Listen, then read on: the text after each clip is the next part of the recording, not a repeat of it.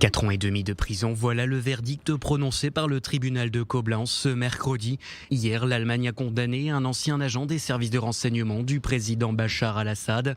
Eyad El-Gharib a été jugé coupable de complicité de crimes contre l'humanité, d'avoir arrêté au moins 30 manifestants anti-gouvernementaux, et cela au début du conflit syrien en 2011, de les avoir envoyés dans un centre de renseignement où il savait que des détenus avaient été torturés.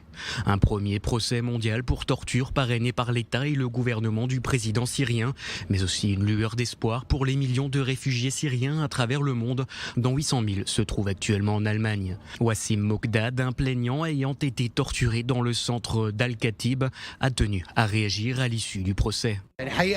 En réalité, les 4 ans et demi ne sont pas importants à mon avis. Ce qui compte vraiment, c'est qu'il y a eu un verdict contre Eyad El-Gharib pour les crimes qu'il a commis contre le peuple et les prisonniers syriens.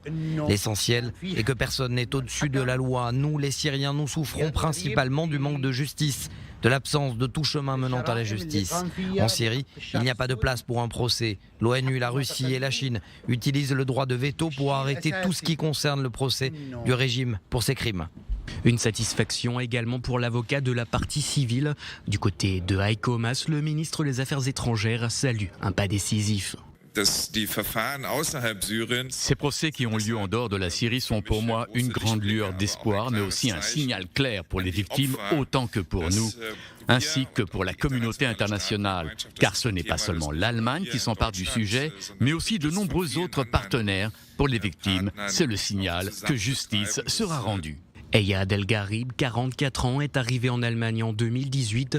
Son procès sera suivi par celui d'un autre ex-officier du renseignement, un certain Anwar R, accusé de 58 meurtres dans une prison de Damas, où les procureurs affirment qu'au moins 4000 militants de l'opposition ont été torturés entre 2011 et 2012.